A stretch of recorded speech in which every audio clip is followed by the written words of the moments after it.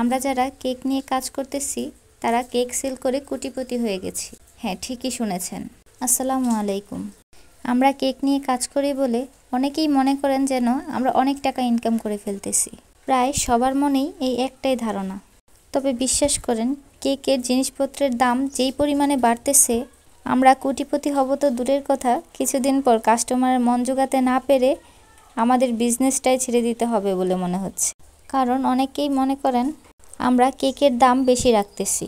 অনেকেই বলেন আমরা যেই টাকা কেক সেল করি সেই টাকাটা নাকি অনেক বেশি নিয়ে ফেলতেছি। কেকের দাম নাকি এত বেশি হওয়ার কথা নয়। তবে আমরা যারা হোম বেকার আছি শুধু তারাই জানি যে আমরা কত টাকা ইনকাম করে ফেলতেছি। একজন হোম বেকারই জানে কেক তৈরির জন্য কি কি প্রয়োজন।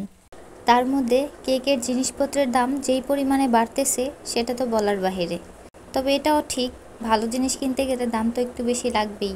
তার মধ্যে জিনিসের প্রাইসের পাশাপাশি আমাদের সারাদিনের অক্লান্ত পরিশ্রম তো থাকছেই।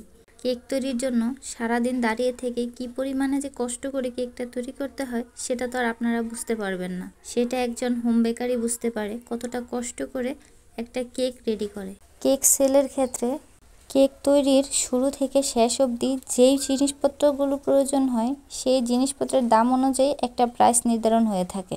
তো দেখেন, আমরা তো আর আমাদের নিজের পকেট থেকে টাকা ভরে কেক সেল করব না, তাই না? তো অনেকেই এই জিনিসটা বুঝতে পারেন, আবার অনেকেই কিন্তু না বুঝেই একটা মন্তব্য করে ফেলেন। অনেকে তো কেকের দাম বেশি উমুক তুমুক এগুলো বলে বেকারির কেকের সাথে হোমমেড কেকের তুলনা করে বসেন।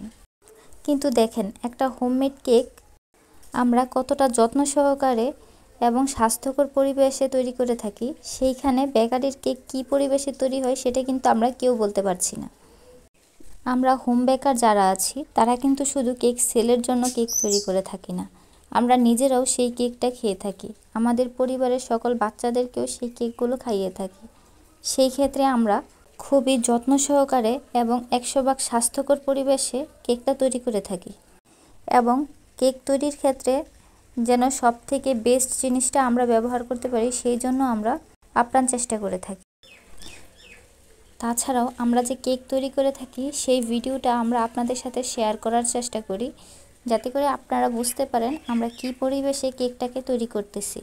কেক তৈরির জন্য সব থেকে বেস্ট যেই জিনিসটা, ওই জিনিসটাই আমরা কিন্তু চুজ করে থাকি কেক তৈরির ক্ষেত্রে। সেই ক্ষেত্রে কেকের দামটা একটু বেশি হবে, এটাই তো স্বাভাবিক, তাই নয় কি? সেইখানে আপনারা যদি বলেন আমরা কেকের দাম বেশি রাখতেছি, আমরা বেশি চাচ্ছি, তাহলে তো আর কিছু বলার নেই। দেখেন, হোমমেড খাবার সবসময় বেস্ট হবে, এটাই স্বাভাবিক। সেইখানে অন্য কিছুর তুলনা চলে না। সেই জন্য আমি সবাইকে অনুরোধ করব সবসময় হোমমেড খাবারই খাবেন। হয়তো বা আমার থেকে নাও হতে পারে, অন্য কারোর থেকে হতে পারে। যখন যেখান থেকেই নেবেন না কেন হোমমেড খাবারটাই নেওয়ার চেষ্টা করবেন। আসলে বাচ্চাদের সুস্বাস্থ্য চিন্তা করতে গেলে প্রাইসটা একটু বেশি দিয়ে হলেও হোমমেড খাবারটাই সবসময় খাওয়া উচিত। তাই সবাইকে অনুরোধ করব হোমমেড খাবারের সাথে অন্য কোনো খাবারের তুলনা করবেন না প্লিজ। হোমমেড খাবার হোমমেড খাবারই, সেটার সাথে কারো তুলনা হয় না। তাই সবার কাছে আমার অনুরোধ থাকবে প্লিজ একটার সাথে অন্যটার তুলনা করবেন না। যে যার খরচের উপরে তার পণ্যের প্রাইসটা নির্ধারণ করে থাকে। সেই ক্ষেত্রে আমাদের হোমমেড কেক তৈরি করতে খরচটা একটু বেশি পড়ে যায়, সেই ক্ষেত্রে আমাদের কেকের প্রাইসটাও একটু বেশি হয়ে থাকে। আশা করছি সবাই বুঝতে পেরেছেন।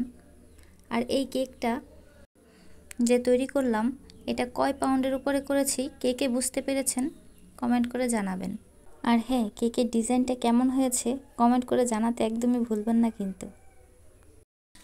সবাই ভালো থাকবেন, সুস্থ থাকবেন। আল্লাহ হাফেজ।